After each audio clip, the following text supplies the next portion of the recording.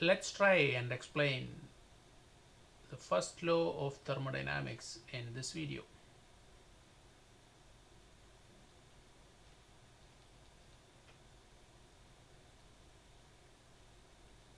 First law of thermodynamics.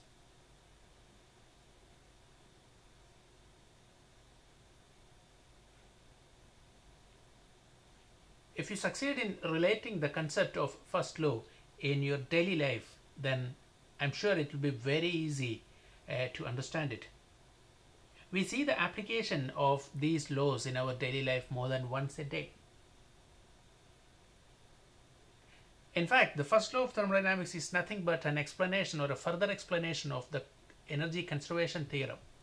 What does the energy conservation theorem say? It just says energy can neither be created nor destroyed. It could be transferred from one form to another. So what are the forms of energy? We discussed in a previous video here that energy have two forms. It has got work and heat. I recommend you to go through this video before you proceed into the first law of thermodynamics. So energy has got two forms, work and heat. It cannot be destroyed and you cannot create energy. However, it can be transferred from one form to another. That is, heat can be converted to work and vice versa. Work can be converted to heat. But during that conversion, something else is happening. It's just not like you give some heat and you produce equivalent amount of work. It's not like that. Or you give some work and you produce equivalent amount of heat. It doesn't work like that. There is something else is happening. And that is what is being explained in the first law of thermodynamics.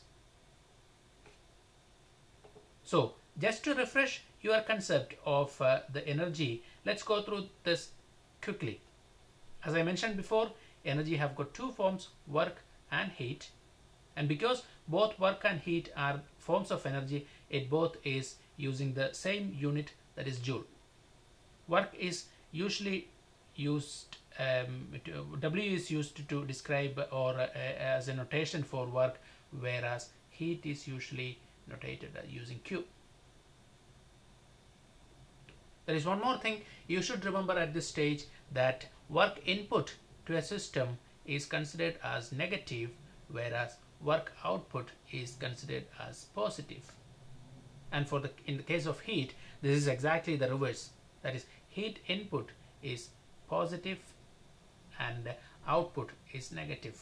This is very important when you do problems on change of states. It's very important that you know how to use the sign conventions. Now, moving on, let's see how the first law could be applied on a cyclic process. I take it that you know the concept of cyclic process. A cyclic process is nothing but the start and end of the process is the same and the process repeats in the same cycle. So let's say a cyclic process here where the system changes its state from 1 to 2 through this path and from 2 to 1 through this path and continues. So here a work is given into the system during the process 1 to 2 or change of state from 1 to 2, and from 2 to 1 a heat is discharged from the system. And first law simply says the total work in the cycle is equal to total heat in the cycle times J. What is J? J is the Joule's coefficient.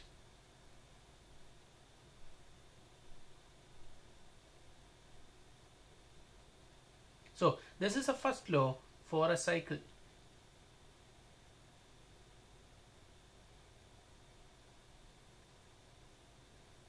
Applied to a cyclic process. So as you can see, this is a cyclic process, 1 to 2, 2 to 1, and then back to 1 to 2 and 2 to 1. So total work in the cycle, summation of work in the cycle, is equivalent to summation of heat in the cycle times Joule's coefficient. So you can see it's not both equal. you give some work and you produce some exact amount of heat. That's not the case. Joule's coefficient could be less than 1 or greater than 1. There is a coefficient, and we will see how that works in the oncoming videos. So this is a cyclic process. What happens if a system undergoes a change of state, just a change of state? So if it's a cyclic process, this one is a cyclic process, then a change of state could be expressed like this, from 1 to 2, just like that. It's only a process or a change of state from state 1 to state 2. So what happens in that case? Let's see. Let's consider a system here. It's a thermodynamic system, and there are many heat and work interactions in here. So it's a TD system.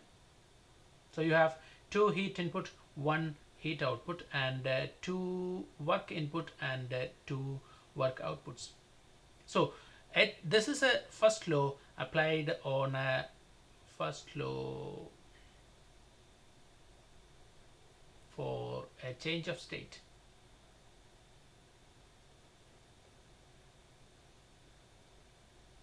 A change of state. So for a change of state, there is, as we said, heat transfer and work transfer occurring. And for a change of state, the first law states the net heat transfer or the net work transfer, be it the sum of the heat and work transfers altogether, and that net transfer of energy will be saved within the system. So when all these energy transfers happen, and if there is a net transfer of energy, that will be saved, or that will be saved as an increase of the internal energy of the system.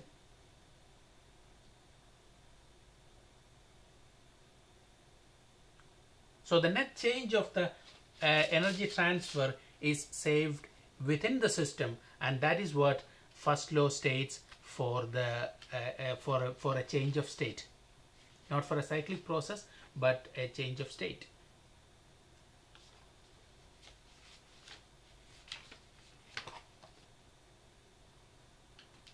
And this delta E here is called the internal energy of the system. So after all these heat and work transfers, there will be a change in the internal energy of the system, and that is stored within the system. And that's what first law states for a change of state. And because you know the heat input is positive and heat output is negative, you can explain this equation in this case like Q2 plus Q3 minus Q1 is equal to delta E plus work output is positive, whereas work inputs are negative. So W1 plus W3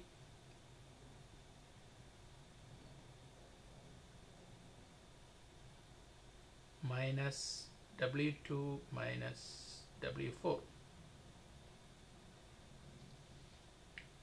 Again, work inputs are negative, heat inputs are positive. So Q2 and Q3 are the positive values and Q1 is the negative value, is equal to delta E plus work inputs are negative and work outputs are positive. So W1 and W3 are the positive values and W2 and W4 are the negative values. So the net transfer of energy is saved as the internal energy of the system. And that is the first law for a change of state. Make sure you understand the term, the change of state. It's not a cyclic process. So to summarize this session, we could say the first law of thermodynamics can be explained in two cases. One, cycle or a cyclic process, where it says summation of W in the cycle is equal to Joule's coefficient into summation of Q in the cycle, or cyclic integral of dW is equal to J into cyclic integral of dQ. Now, for a change of state,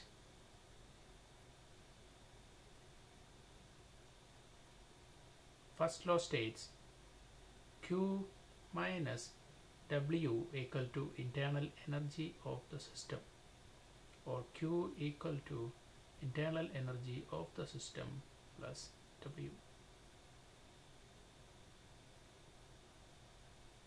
We will further elaborate on this concept in the next videos.